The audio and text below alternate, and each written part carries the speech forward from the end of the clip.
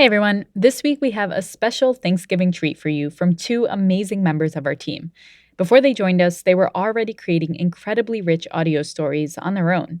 And today we're going to share two of them with you. The first story we're going to share is from our amazing intern, Anya Steinberg, who won last year's NPR Student Podcast Challenge with her story, He's Just 23 Chromosomes. And the second story is from Victor Yvellez, who started with us as an intern during the pandemic and is now making our radio show.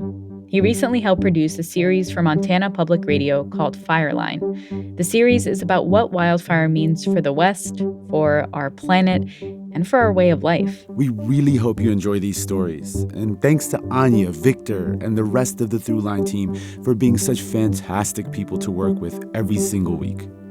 Stick around for our first story, He's Just 23 Chromosomes, from Anya Steinberg.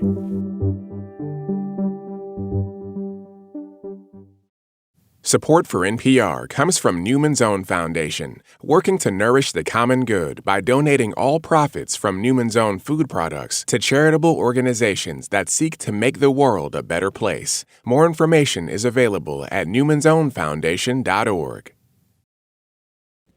Here's our first story from our current intern, Anya Steinberg. Hey, I'm Anya Steinberg, and I produced the story, He's Just 23 Chromosomes. It's a story that explores a family secret I found out later in my life, and my hunt for someone who I know as donor number 3046. What I discovered ended up changing my whole outlook on who I am as a person today. And just a note, there's some adult language in this piece. Here's the story.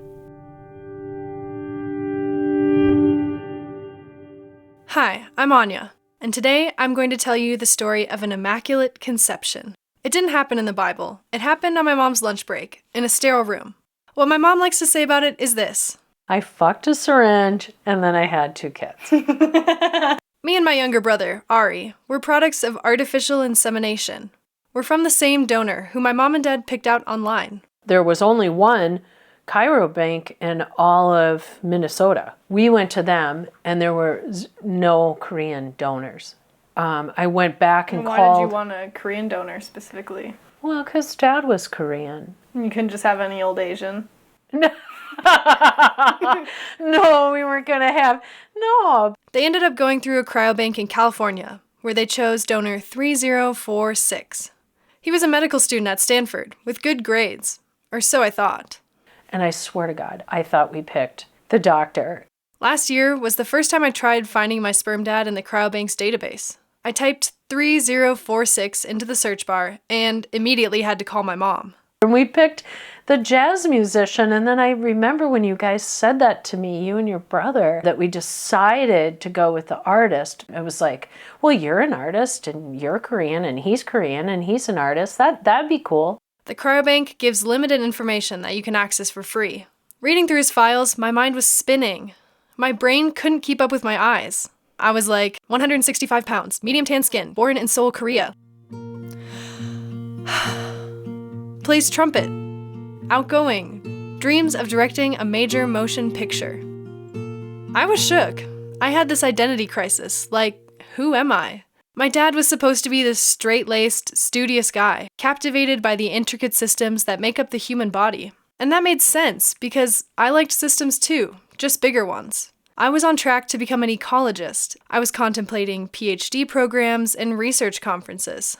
But all of a sudden I was like, my dad isn't a doctor, my dad is creative. It's in my genes to be creative. And maybe that's why I'm sitting here today, making this podcast instead of applying to grad school. Our parents got divorced when I was in 3rd grade and Ari was in kindergarten. At this point, we didn't know we were sperm donor kids. We had a tumultuous relationship with our dad. He didn't always treat us well, like he wasn't the most stand-up guy. But to us, he was still our dad.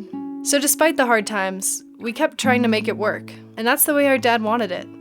I had this little file and I thought, oh gee, they'll become 21 and they'll have all these questions. And I thought, oh, I'll have the record.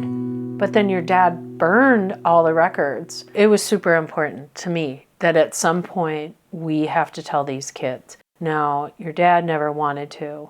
If he could keep it a secret from you guys forever, then you would forever love and adore him as dad, like all-encompassing dad. Maybe our dad was right to want to keep the truth from us, because when our mom told us, something broke.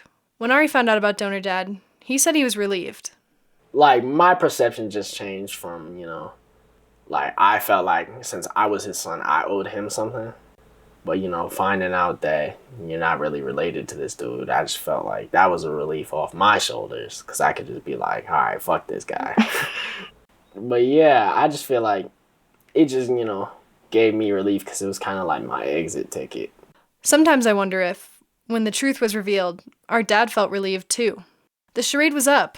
The blood that was the bond that held us together dissolved. Ari and I started making excuses to ignore the custody schedule. And our dads started making excuses to skip our school conferences and orchestra concerts. Until one day we just didn't know each other anymore. Every other year or so now, he'll call on my birthday and leave a message. I was calling to wish you a happy birthday. I called last night, but I didn't hear back from you. I'll call you here in when I think you're out of school. Okay, bye. I only call back sometimes. I'd like to say I'm the headstrong one, and that, eventually, I decided to be super fulfilled and independent without a father. But that's Ari. I'm not looking for a dad in You're not on the market for dads. No, I'm not. It's not. The dad market is closed. Stocks are trending down. Because, I got me, so that's all I really need. Ari isn't even curious about who sperm dad is. I'm not that into, finding out. Why not? Yeah, I'm not really looking for, a father figure and some random stranger that, just nutted into a cup. But I am obsessed. Sperm dad is my glossy fantasy. Thinking about him, it's the kind of thing where I find myself melting holes in my ceiling with my eyes, just completely lost in my head. I imagine his voice would sound deep, oaky, and reassuring. He wouldn't be like those serious Koreans. He would laugh and laugh, especially at what I said. He would teach me Korean and tell me all about why our family crossed the Pacific from Seoul to California. These sperm dad fantasies have a darker side, though. In all of the ways my dad failed me, sperm dad could too. And when that darker side creeps in, I feel... Han. There's this Korean word, han. It has no direct translation in English. The best I can say about it is that it's this swirling mix of deep sorrow, resentment, grief, regret, and anger that some say lives inside every Korean. It's an echo of the traumas Koreans have experienced, from Japanese occupation to American imperialism and war. Apparently, it runs through our veins. It's written in the helixes of our DNA. Han has its tendrils wrapped around the Korean heart. Han is the only Korean word I know, which is fitting, because the only Koreanness I have lives in a man I've never met. Han is why I haven't called the cryobank yet, to see if I could reach out. I realize I don't even know if he's alive. And even if he is, it's possible the records are sealed, which means that if I wanted to meet him, I would tell the cryobank and then they would contact him and ask if he wanted to talk to me. If he said no, case closed. I would never get to know who he is, which seems so unfair. I wish I could just run into him on the street and get in his face, like waving my hands around shouting, "Hey, here's what I am. Don't you want to know that I was Earth Club president in high school? Don't you want to know that I used to pee my pants a little bit every time I laughed? Don't you want to know that I've read Harry Potter 14 times? Like a father, I wonder if he could love me despite the fact that I could be a real know-it-all growing up. Despite the time when I was 8 and I got mad and kicked my brother in the face. I've cheated on a test. I drank underage. I'm a nervous driver, and once I crashed my car and totaled it. I wonder if he could forgive me. My mom miscarried a child before me, a girl, and she miscarried my little brother's twin. Sperm dad has lost 2 kids he didn't even know he had. I wonder if he would mourn too. I'm scared the answer to everything will be no, but for the sake of this story, I'm gonna be brave.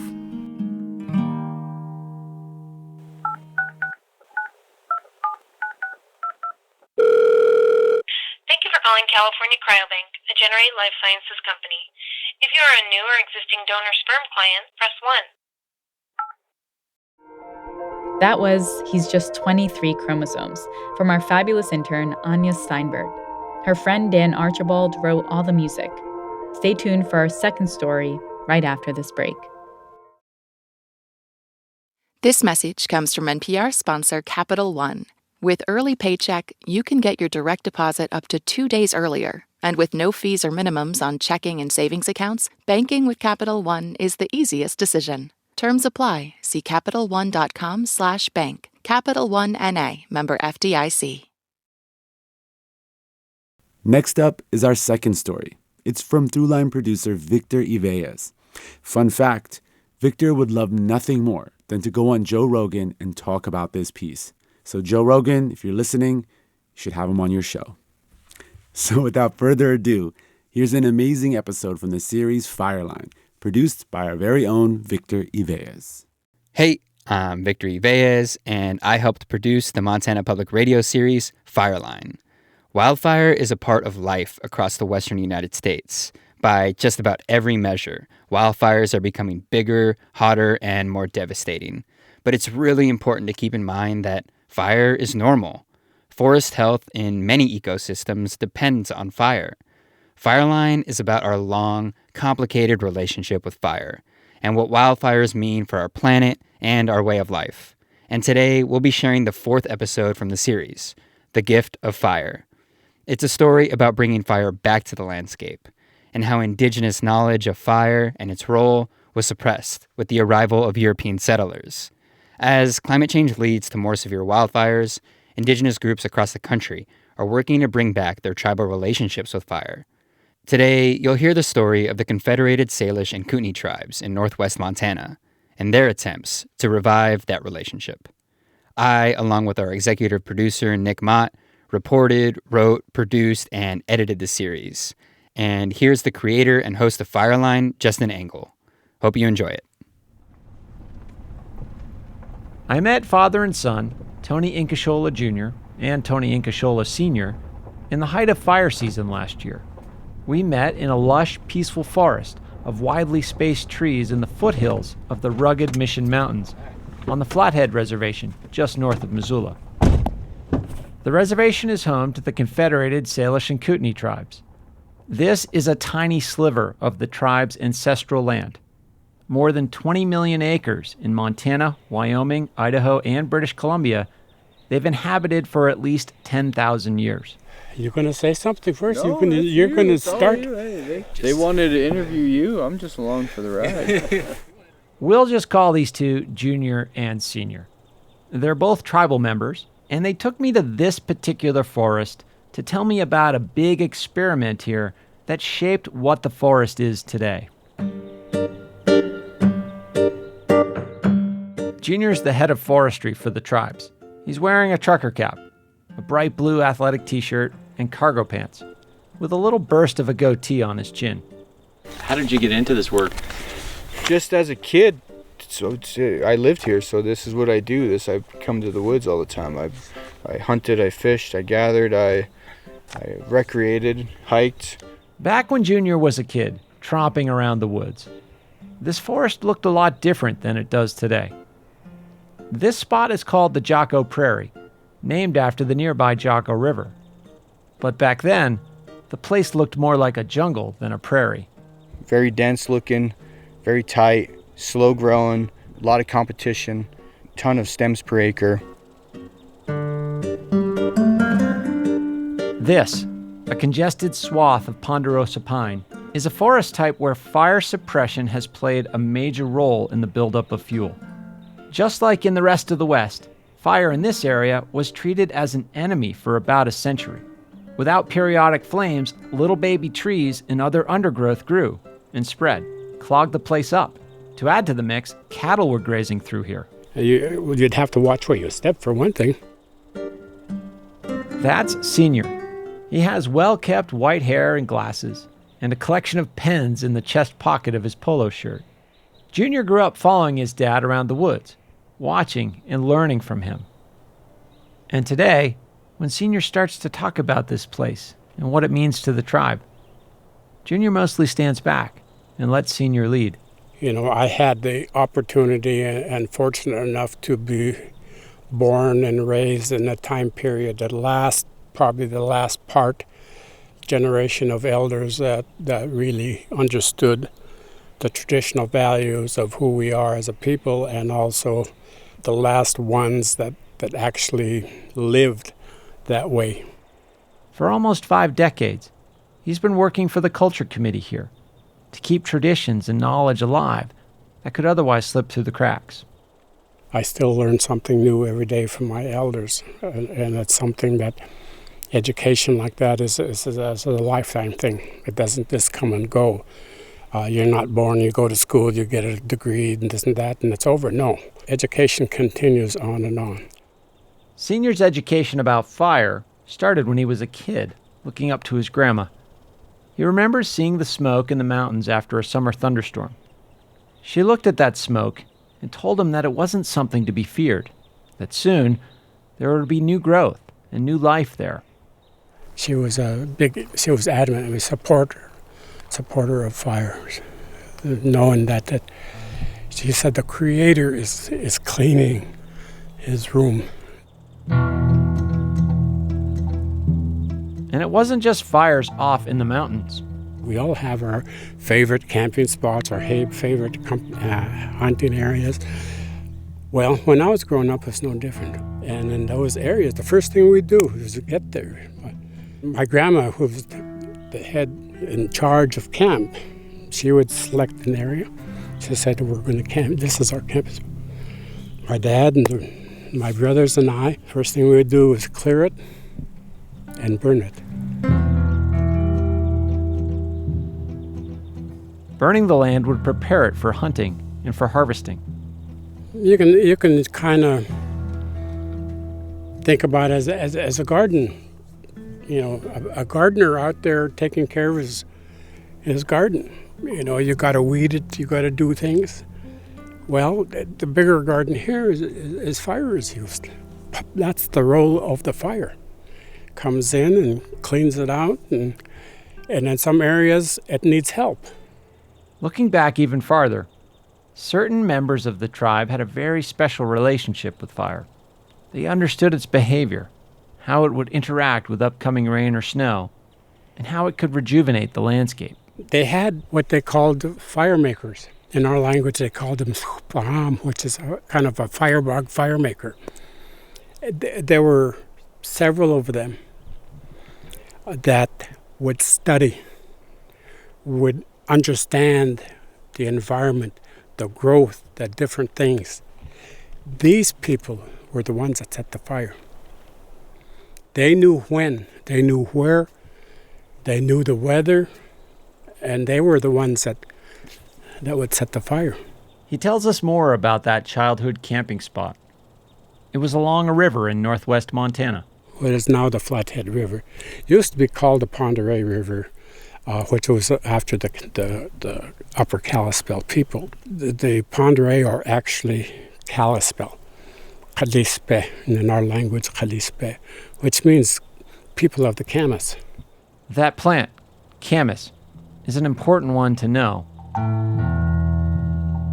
Camas is a flower that blooms bright purple in the summer. Traditionally, Salish women gathered and baked the bulbs of camas. One single woman might have gathered upwards of 4,000 pounds of the plant in a year. It was crucial for the survival of the tribe. But its use, and even its presence on the landscape, has plummeted since colonization.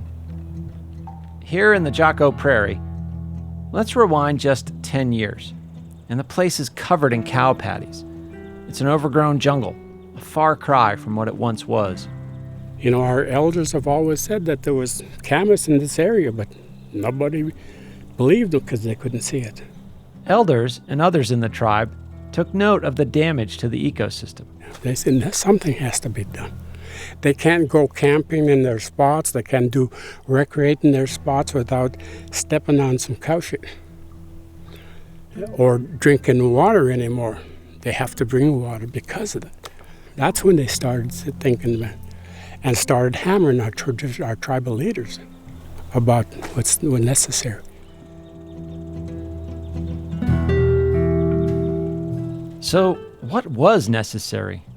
Those elders wanted to breathe life back into this area, to get it back to that lush, wide open space.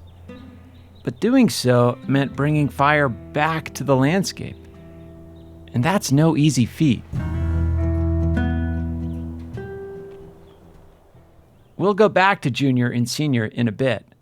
But first, we need to understand how, for the tribe, fire had a very different meaning than it did for much of the rest of the country.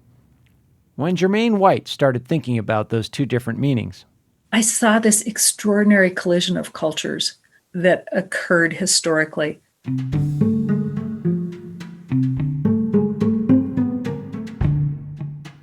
Jermaine's also an enrolled member of the Confederated Salish and Kootenai tribes, and she spent decades working for the tribes in cultural preservation.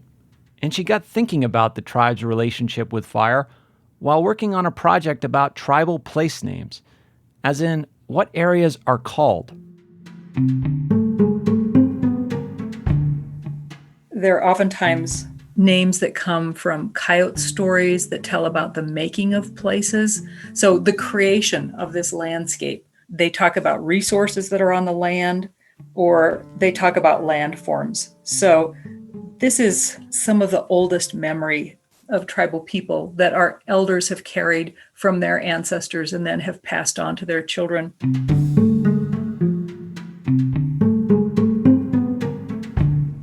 What I saw at that time was that these places that the elders had known throughout their lives, so this is in the late 90s, these places that have been known for 12 or 14,000 years conservatively were changing within their lifetimes.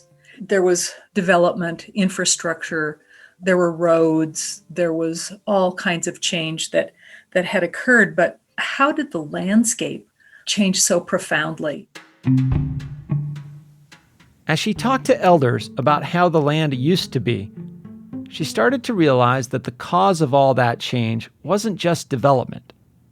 Fire had given the landscape some of the characteristics those names carried. Fire suppression was one of the forces that made things so different. I began to understand the role of fire in shaping this cultural landscape that our elders knew and loved. Now, this is one tribe's view of wildfire, and the federal government recognizes more than 500 tribes in the U.S. The specifics of tribal relationships with fire vary to some extent across the country. But before white settlers took over the land, it's fair to say that those relationships developed from living alongside and often utilizing wildfire.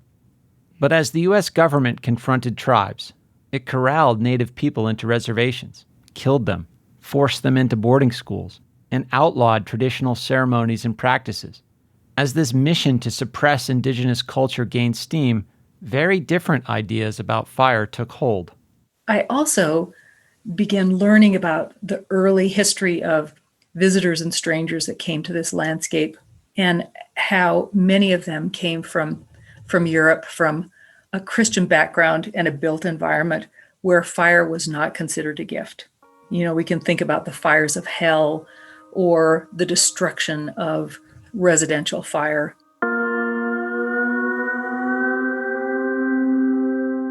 Jermaine had written down a passage from an essay by ethnobotanist Nancy Turner.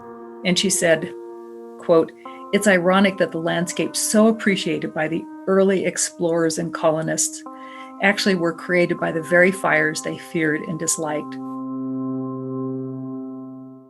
Well, that pretty much sums up the cultural collision that occurred when visitors and strangers came to this land where people were making fire, using fire as a powerful tool. In the middle of the 20th century, as our national war against fire seized the country, so did an obsession with wilderness, areas we value for the natural beauty and lack of obvious human impact. Congress was specific in defining what wilderness is.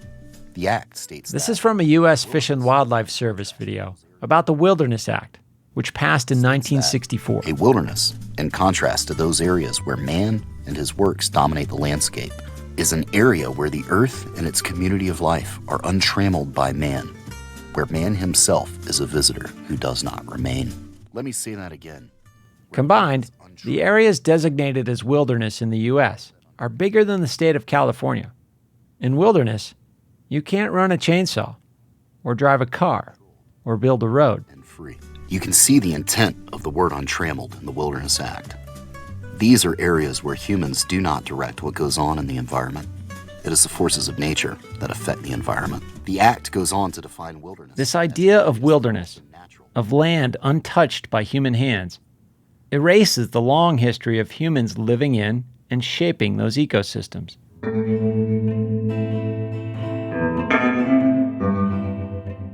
As society waged a war on flames, fire, even if to make the land fertile and healthier, was forbidden. At times, the consequences for Native Americans were dire.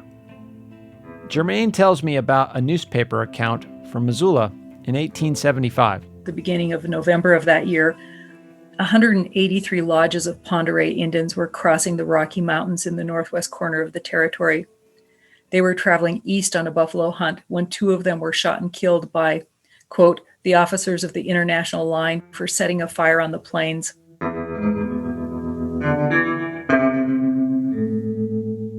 So when people would leave in the late fall from, so this was at the beginning of November, when they were returning home, they would set fire. That would make that would leave an ash layer that was a fertile seed bed.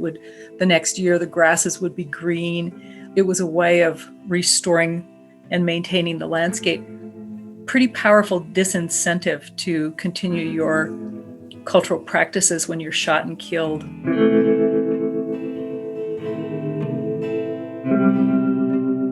Germaine, like Senior, sees the elimination of fire and what it means for the landscape as bound up with the elimination of culture and tribal people.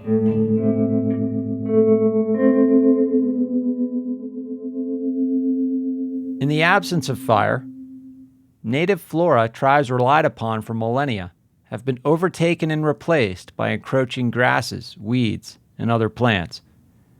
In many cases, the knowledge and traditions that depend upon those plants and those ecosystems have withered away too. It's easy to understand that when people arrived on this landscape, that it was a landscape that was shaped and maintained by fire, and that it was exquisitely beautiful. It's easy to understand that traditional knowledge of fire should be integrated into fire management practices today. But man, that's hard to achieve. When we come back, what the tribe decides to do to the forest. Support for this podcast and the following message come from Airbnb. If you've ever thought about hosting, you might have a few questions. What's it like? Where do I store my stuff? Is hosting worth it? Now with Ask a Superhost, you can get free one-on-one help from Airbnb's most experienced hosts. Whether you're curious how to get started or just wondering if it's right for you, you can now ask someone who's already hosting. Learn more at airbnb.com/askasuperhost. Now, back to the story. Back in the Jocko Prairie, Junior and Senior are showing us around. We got a fairly large, 100 to 200-year-old ponderosa pine that's about 18 inches in diameter. And with this fire, when we left off, tribal elders and others on the reservation had decided that this forest had gotten too unhealthy. It was overgrown from decades of excluding fire. Cattle were ranging through, trampling grasses. It made it hard to fish or hunt. Native plants like camas hadn't been seen there for decades. But how do you get from point A, this overgrown mess of a landscape, to point B, a healthy forest? It wasn't easy, but after a period of time, they finally convinced at the right time some leaders that agreed and moved the cattle out. So that's step one, getting the cattle out. But they still had to deal with the impacts of all that grazing and the lack of fire. And that meant, first off, thinning the area, coming through and cutting away some of that overgrown mess, especially the smaller trees in between the healthier, older, bigger ones. And then, at long last, came through here in 2015, laid some fire on the ground, very low intensity. So that thinning cleared the way for a prescribed burn. Before the treatment, If a fire came through the dense brush and medium-sized trees, it could have laddered up the flames into the canopy. Everything could have burned. But the flames Junior helped put on the ground burned the overgrowth and behaved more like a natural fire. It left the big trees standing and rejuvenated the soil for new growth. That was all part of the plan, but nobody expected what happened next. And the next spring, we came back in here to do just a survey, and that's when we witnessed that this entire prairie was just purple, completely purple. All the camas came back. This place has such a high hydrological water table in here that we didn't even know. Obviously, we would think by the structure of the stand, it was a more dry, arid site, but it's got such a high water table in the springtime and then runs out and dries up more in the summer, which is perfect for camas. And so with that fire reintroduction finally back into it, it bloomed. I can't even guess how many years that camas was in here dormant. And with finally the exclusion of cattle, from stop suppressing it, and then a rejuvenation of nutrients with the fire, it just sprouted, and it's come back every year. That regrowth has slowed just a little bit, but that's because the work of burns like this one are never done. The area is on a plan to get burned again in a couple of years. That new fire will likely reignite the nutrients in the soil and keep the camas blooming.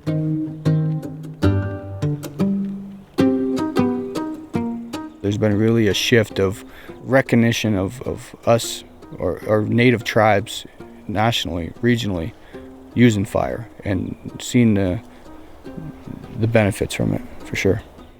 Early in this episode, I mentioned that prescribed burning in the West went down from 1998 to 2018. In that same time period, the Bureau of Indian Affairs was the only federal agency that saw its burning increase substantially. Organizations like the Indigenous Peoples Burning Network are also growing and helping amplify tribal knowledge around fire in Northern California, the Great Lakes, the Southwest, and elsewhere. Let's zoom out a bit further. Native Americans have a long history of taking part in some of the federal government's biggest fights, despite centuries of oppression. Senior himself is a Vietnam veteran. So I felt that war, even though it took me, I still had that connection to the values of what, why I am there. Not necessarily because of the fighting, but the protection of what I left behind. Since the 1930s, Indigenous people in the U.S. have played a significant role in the government's battle against wildfire, too. Tens of thousands of Native Americans and Alaska Natives helped build the country's trail and forest infrastructure. Today, there are 7 all-Native elite firefighting crews across the country.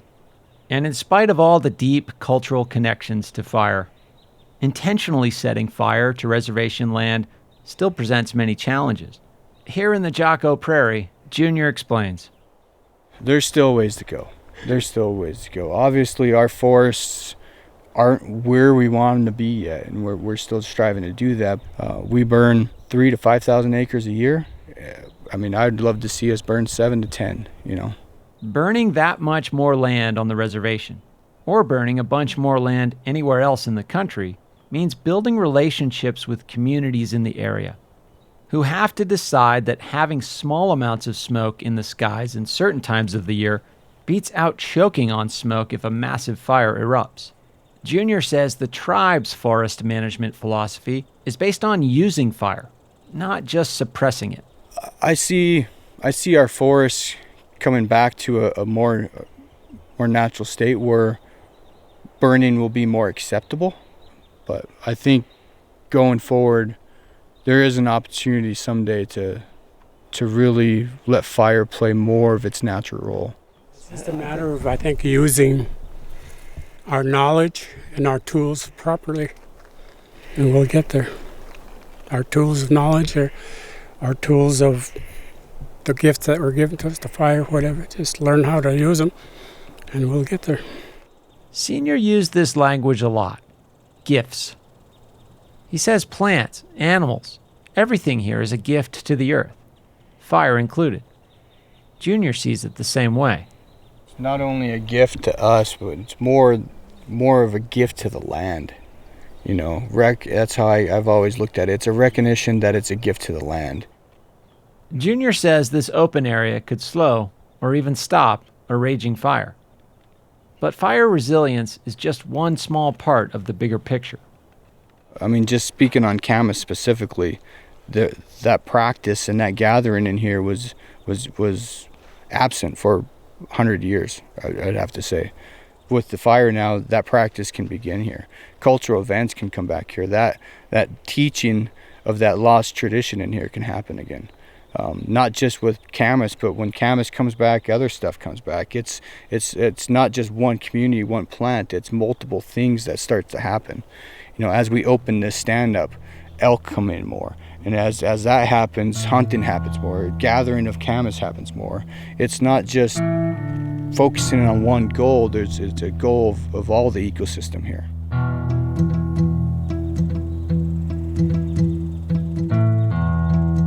Senior has dedicated decades of his life to preserving culture on the Flathead Reservation. Sometimes it's hard, especially in this day and age. It's hard to keep those values and traditions alive because things have so changed. And that's because we all forget who we are, where we come from. Me, I feel I'm fortunate enough that when I grew up in a time period that I know who I am. I know where I come from, and I know what I need to do for the next generation. Bringing fire back to this landscape is a part of that work. Unfortunately, some of those elders that fought so hard for it weren't able to see the benefits of what happened to their work. And that's how we survive today. Those ancestors back then that fought so hard, they didn't benefit. What they were fighting for was not for them. It was for the generations that are here today. That's what life is about. It's not about me. It's not about you. It's about the next generation. That next generation depends on us, what we can do.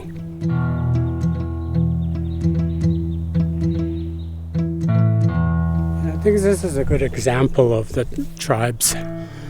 It's one of the tribal success stories, I guess, of what this country or what our Aboriginal territories used to look like. The fire creates safety. It creates new growth. It creates a lot of different things. It's not the fear that hundreds of thousands of years ago that worried people. It was making sure that fire, played its role. But today, there's a lot of fear, a lot of misunderstanding because it's simple. They don't know what the role is of fire. It's something that you will not be able to control. This country has tried to control everything. Standing there with Junior and Senior, the sound of the creek and breeze blowing in the ponderosa, I was struck by this idea, the control we try to exert over the natural world. In episode 2, historian Steve Pine talked about how the country's relationship with fire has long been one of control and domination. We're going to knock fire out of the landscape. It was a crazy ambition. Lots of scholars call the part of history we're in now the Anthropocene. That anthro, it means people. It's a time when humans have impacted every part of the ecosystem. Wherever you look, in forests, in rivers, you can't escape the legacy of us and our crazy ambition to control and shape the world. But to Senior, this forest and bringing fire back to it shows that a different relationship with the natural world is possible. One that's not based on control. One in which humans and nature shape each other. It's things like that people need to understand. You can't control fire. That's part of who we are, part of nature, part You know, whatever it is that we see here.